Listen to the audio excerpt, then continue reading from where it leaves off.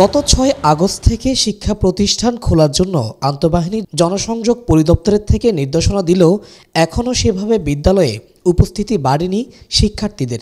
নগরীর সরকারি, বেসরকারি ও চট্টগ্রাম সিটি কর্পোরেশন পরিচালিত বিদ্যালয়গুলো রীতিমতো খোলা হলেও ক্লাসে নেই বেশিরভাগ শিক্ষার্থী।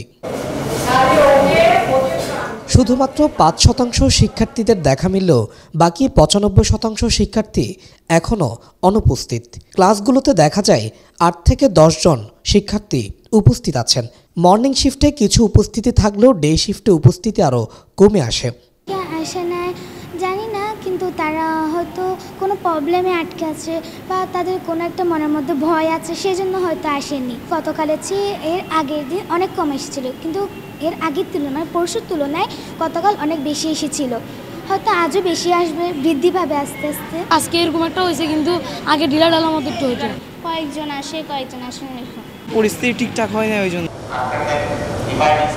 চট্টগ্রামের বিভিন্ন বিদ্যালয়ের মর্নিং শিফটের প্রতিটি শাখায় ৮ থেকে ১০ জন উপস্থিত থাকলেও ডে শিফটের কোনো কোনো শাখায় একজন, আবার কোনো কোনো শাখায় একজন শিক্ষার্থীও উপস্থিত ছিল না।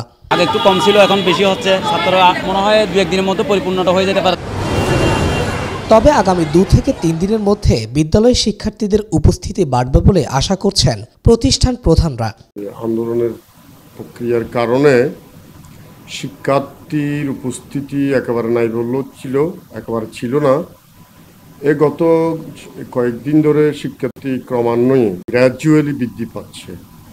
যেমন গতকাল, এর আগের দিনের থেকে গতকাল উপস্থিতি বাড়ছে, আজকেও উপস্থিতি বাড়ছে, ক্রমান্বয়ে উপস্থিতি বৃদ্ধি পাচ্ছে। অভিভাবকদের মধ্যে একটা শঙ্কা কাজ করে নিরাপত্তার ব্যাপারে। আমরা অভিভাবকদের সাথে যোগাযোগ করেছি, ইতিমধ্যে আমরা নোটিশ করেছি এবং আমাদের স্কুল পেজে নোটিশ করেছি। তাদের সাথে আমরা যোগাযোগ করে যেটা বুঝতে পারলাম সেটা হলো তারা একটু শঙ্কার মধ্যে, নিরাপত্তাহীনতার মধ্যে আছে বিদায় তারা এখনও তাদের ছেলেদেরকে স্কুলে পাঠাতে একটু ভয় পাচ্ছে। তারপরও খুশির বিষয় হলো এখন ক্রমান্বয়ে দিনের পর দিন শিক্ষার্থীর সংখ্যা বৃদ্ধি পাচ্ছে।